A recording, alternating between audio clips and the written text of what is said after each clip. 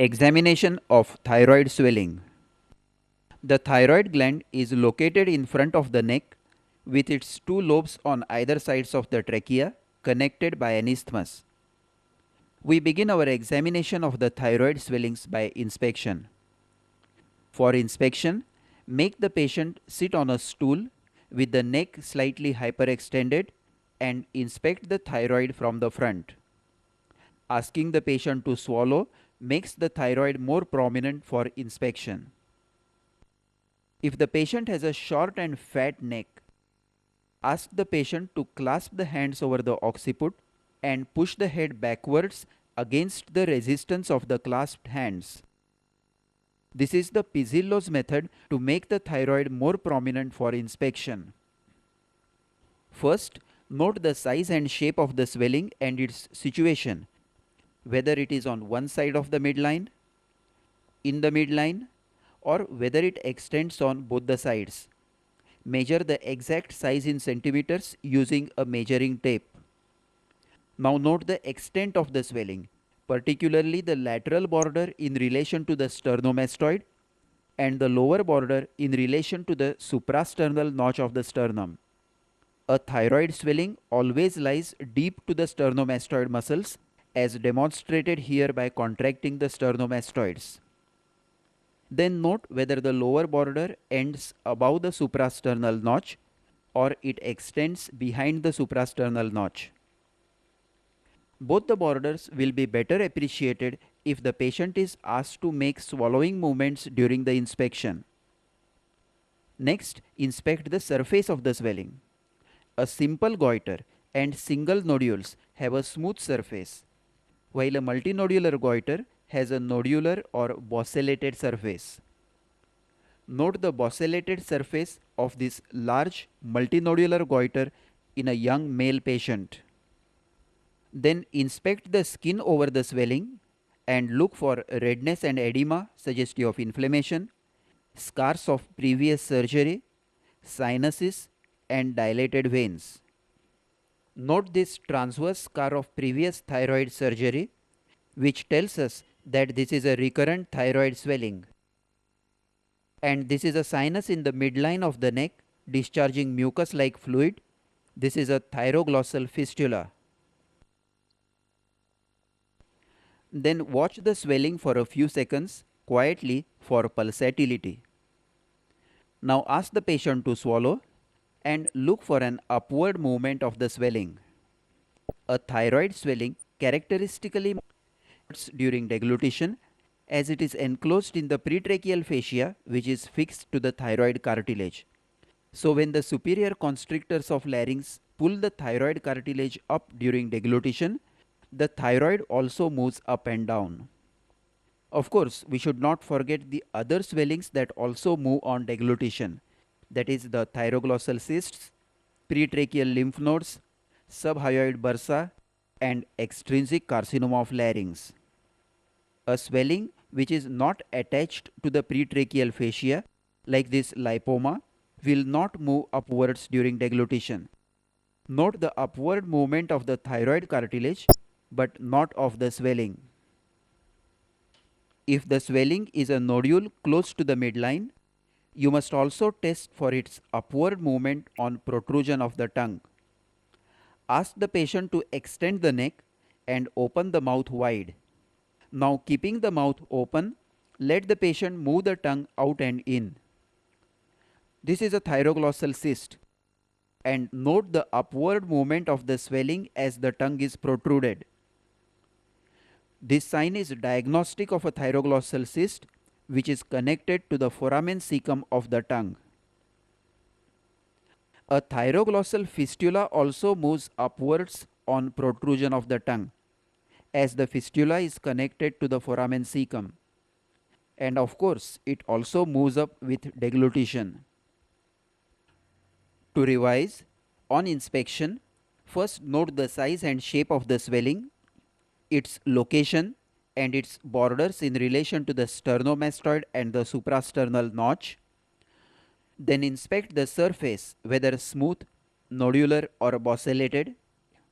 Then inspect the skin over the swelling for redness and edema, scars and sinuses and dilated veins. Look for any visible pulsations in the swelling. Then ask the patient to swallow and look for an upward movement of the swelling during deglutition. And lastly, if the swelling is close to the midline, look for an upward movement of the swelling on protruding the tongue. Now let us proceed to palpation. After completing inspection, let the patient be in the same position sitting with neck extended and test the temperature of the swelling with the back of the fingers and then look for tenderness. Then stand behind the patient, place the hands around the neck with the thumbs over the occiput and tips of the other fingers over the front of the neck. This is the standard method for palpation of the thyroid gland. The flexion of the neck can be adjusted by the grip between the thumbs over the occiput and the index fingers under the chin. Now keep the neck slightly flexed to relax the deep cervical fascia and ask the patient to make a swallowing movement as you are palpating. As the thyroid moves up and down, the lower border can be appreciated better and nodules, if present, can be felt more easily. Then palpate the anterior surfaces of the lobes one at a time, inclining the head to the side being examined to relax the overlying sternomastoid muscle. For example, to examine the right lobe, flex the neck slightly to the right, support the thyroid firmly with the left hand and then palpate with the right hand. Note the consistency, surface and borders carefully. Palpate the tracheal rings in the suprasternal notch, that is below the lower border of the isthmus. If they are not felt, a retrosternal extension should be suspected. Now stand in front of the patient, extend the neck slightly and palpate by Lahaye's method for deep or posteromedial surface of the gland. To palpate the left lobe, push the thyroid gland to the left by your left hand so that the left lobe is pushed out of the tracheoesophageal groove, and then with the right hand palpate the posterior surface for nodules. Then repeat the procedure on the right side. Next, with the patient in the same position, keep a thumb over the lobe to be examined and ask the patient to swallow. Feel for small nodules on the surface as the gland moves up and down. This is Kreil's method of palpation for small nodules. During palpation, first you should determine whether the entire thyroid gland is enlarged, or is it an affection of only one lobe, or is it a single nodule. If an entire gland or an entire lobe is palpable, note its surface whether it is smooth or bosselated, and its consistency whether it is uniform or variable, soft, firm or hard. Colloid goiters are soft, multinodular goiters are firm, and carcinoma and Riedel's thyroiditis are hard to feel. Secondly, palpate the lower border very carefully during deglutition to determine the presence of a retrosternal extension. Palpation of tracheal rings above the suprasternal notch rules out a retrosternal extension. If it is a single nodule, note its position in the thyroid lobe or isthmus. Note its shape, measure its size and feel the consistency. A paradox about the consistency of thyroid nodule should be noted and remembered here, that a cyst in thyroid feels firm while a solid swelling, that is adenoma, feels soft. Because adenomas being highly cellular are soft, while cysts with fluid under tension feel firm as compared to the normally soft thyroid. After palpating the nodule, try to palpate the rest of the thyroid gland. Normally it is not palpable. A normal thyroid gland is not felt on palpation. Only its isthmus can be felt over the second, third and fourth tracheal rings. So if along with a single nodule, like this nodule on the isthmus, the rest of the thyroid gland is palpable, clinically it is considered as a multinodular goiter with a single large nodule. But if the rest of the gland is not palpable, as in this case, then it is considered as a solitary nodule. Now keep your hand very gently over the upper pole of each side and try to feel for a palpable thrill. Thrill over the upper pole, akin to the feel of purring of a cat, is diagnostic of a primary toxic goiter. Next, pinch the skin over the swelling to look for fixity to skin and test the mobility of the swelling in vertical and horizontal directions. Fixity in any direction suggests malignant infiltration or thyroiditis. Now palpate for the trachea and carotid pulsations. To palpate the trachea, first note the position of the larynx and palpate the trachea downwards. In this unilateral left-sided goiter, the trachea can be felt along its length and its displacement to the opposite side can be easily appreciated. In a bilateral goiter, the trachea may be difficult to feel. So note the position of the larynx and the position of the trachea over the suprasternal notch to get an approximate idea of the position of the trachea. Then perform the Cocker's test to rule out tracheal narrowing. Ask the patient to extend the neck and take heavy, deep breaths through open mouth. Now compress the swelling from both the sides. Appearance of stridor on slight compression of the lateral lobes indicates narrowing of the trachea, and this is a positive Cocker's test. Listen to the stridor on compression of the lateral lobes. This is typically seen in the scabbard trachea of large and long-standing multinodular goiters, where trachea is compressed from both the sides and becomes a antero-posterior slit like the scabbard of a sword. So lateral compression immediately produces obstruction and stridor.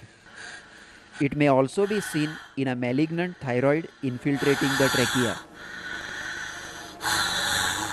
Now palpate the carotid artery pulsations against the transverse process of the sixth cervical vertebra between the posterior border of thyroid and the sternomastoid. In a unilateral goiter, first palpate the normal side for normal feel of the carotid pulsation and then compare it with the affected side.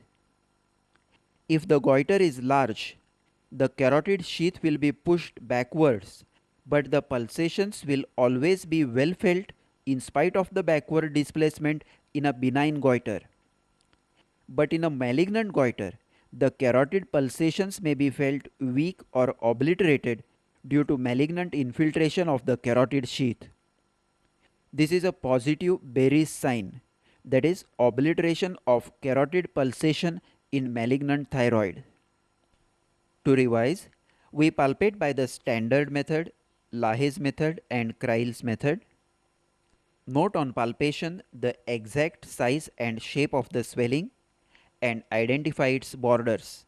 In particular, palpate the tracheal rings in the suprasternal notch to identify a retrosternal extension if any.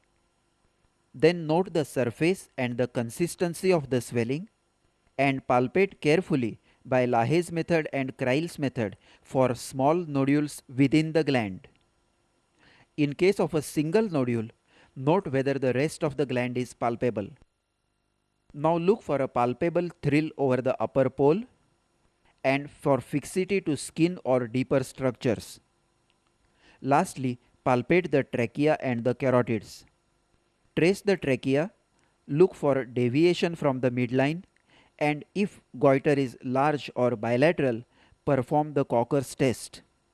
Lastly, palpate the carotids behind the posterior border of the swelling. Now let us proceed to percussion and auscultation. Percuss directly over the manubrium sterni or use a heavy percussion stroke. Normally the note is resonant due to air in the trachea behind the manubrium sterni.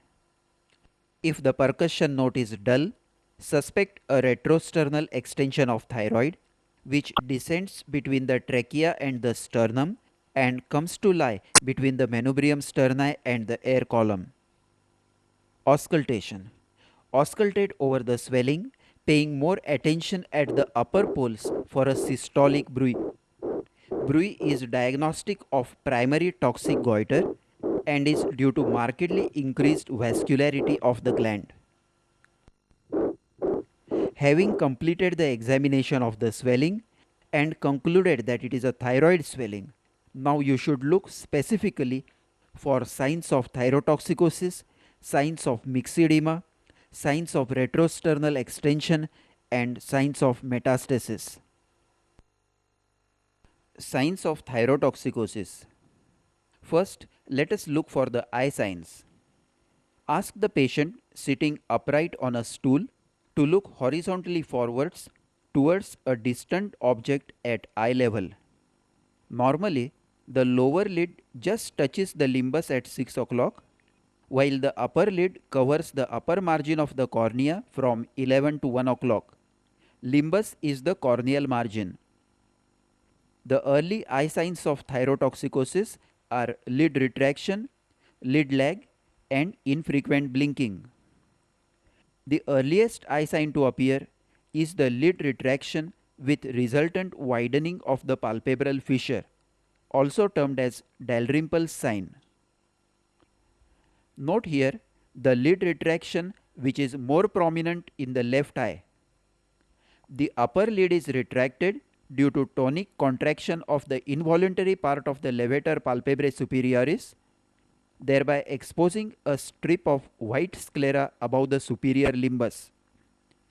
This results in a typical staring and frightened look of a thyrotoxic patient.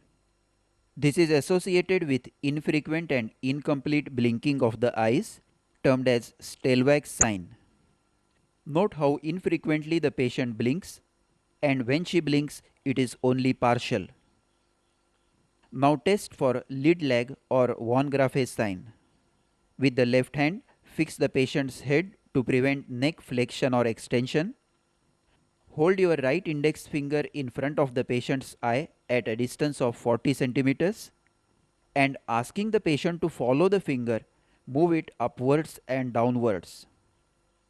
When the patient looks downwards, the upper lid lags behind and a larger portion of the white sclera is exposed on looking down. This is a positive von Graff's sign. With further progress of thyrotoxicosis, there is actual bulging of the eyeballs due to retroorbital edema and fat deposition. This is termed as exophthalmos. Ask the patient to stare horizontally forwards, and a strip of white sclera is visible between the inferior limbus and the lower eyelid. This has nothing to do with the upper lid retraction, and it is due to actual forward bulging of the eyeball, that is exophthalmos. Now to note the amount or degree of exophthalmos, examine the eyes by Nafziger's method. Stand behind the patient, tilt the head of the patient backwards to observe the eyes in supraorbital plane. The actual protrusion of the eyeballs beyond the supraorbital ridges can be appreciated in this position. Normally, the eyes do not project beyond the supraorbital ridges. Now ask the patient to look upwards with head tilted slightly downwards. Look for the transverse wrinkles over the forehead which are seen in a normal individual in this position. Absence of wrinkling of forehead in thyrotoxicosis is positive Geoffroy's sign. If the exophthalmos is limited to one eye, it has to be differentiated from proptosis due to an intraorbital mass. Ask the patient to look downwards and evert the upper eyelid. The eversion is difficult or impossible in exophthalmos due to thyrotoxicosis, while in a case of intraorbital mass, eversion is possible even with very marked proptosis. This is the Gifford sign.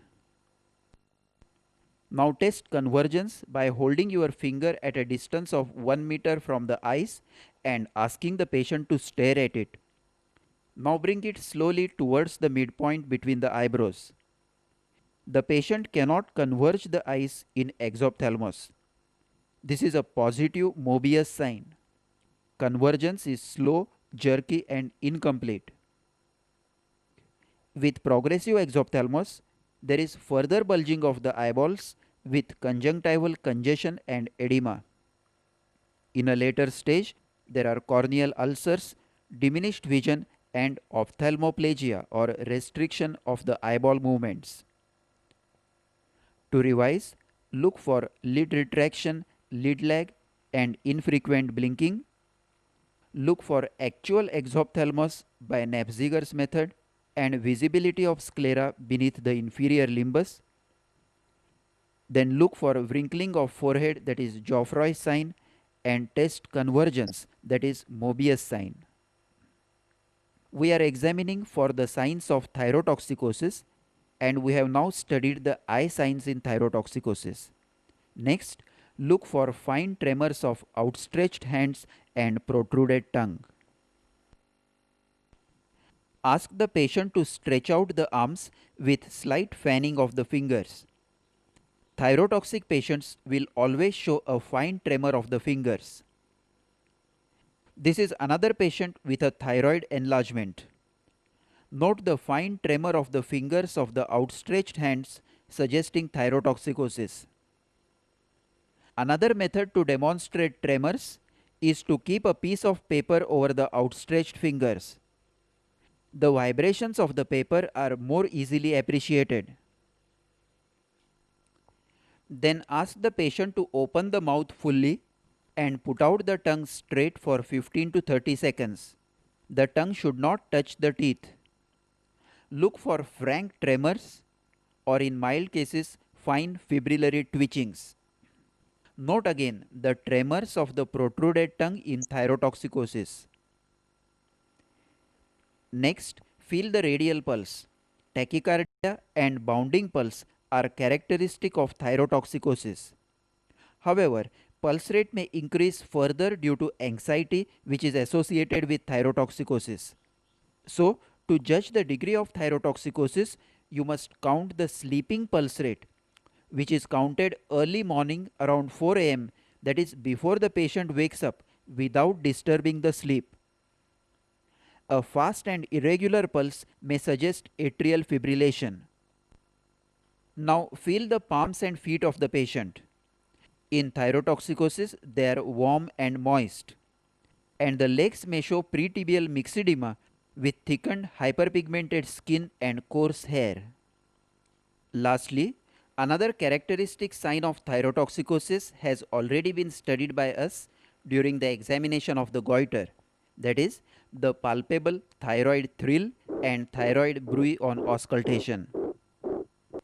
Let us remember here that in primary thyrotoxicosis, the eye signs and tremors are more prominent, while in secondary thyrotoxicosis, cardiac signs are more prominent with tachycardia, cardiomegaly, atrial fibrillation, or congestive cardiac failure. In secondary thyrotoxicosis, the tremors are less prominent and eye signs and exophthalmos are not seen. Signs of myxedema. If there are no signs of thyrotoxicosis, look for signs of myxedema. Is the voice hoarse? Is there edema of the face and legs? Does the patient feel lethargic? And look for the diagnostic clinical sign, that is delayed relaxation of the deep reflexes. Test the ankle jerk and the knee jerk. Note the typical myxedema faces with edema and dry, coarse skin, and listen to the characteristic slow, hoarse voice. Now note the slow relaxation phase of this ankle jerk. The muscle contracts briskly as usual and then relaxes slowly. In this early case, note the slightly delayed relaxation phase of the ankle jerk. Now we look for the signs of retrosternal extension.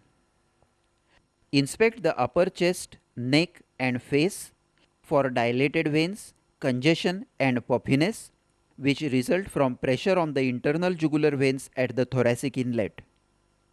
Palpate the tracheal rings in the suprasternal notch. inability to palpate the rings suggests a retrosternal goiter. Then percus over the manubrium sterni. A dull note instead of normal resonant note suggests the presence of a retrosternal goiter. Now elevate both arms above the head until they touch the sides of the face. Hold them there for 1 minute. If this maneuver produces congestion of the face and respiratory distress, it suggests thoracic outlet obstruction, which in case of a goiter is most likely to be due to retrosternal extension of the goiter. This is positive Pemberton's sign. Lastly, look for Horner's syndrome, which can occur in a retrosternal goiter or in a malignant goiter affecting the cervical sympathetic nerve. The features of Horner's syndrome are ptosis with constricted pupil and enophthalmos in the eye of the affected side. The ciliospinal reflex is lost and there is anhidrosis or loss of sweating on the affected side of the face. Lastly, look for the evidence of metastasis meticulously if carcinoma is suspected. Palpate the neck on both sides for enlarged, hard lymph nodes. Palpate the entire skull surface for hard nodules. Look for bony deformity or tenderness in long bones. Examine the abdomen for nodular liver and ascites. And examine the chest for signs of effusion and consolidation. This concludes the clinical examination of a case of thyroid swelling.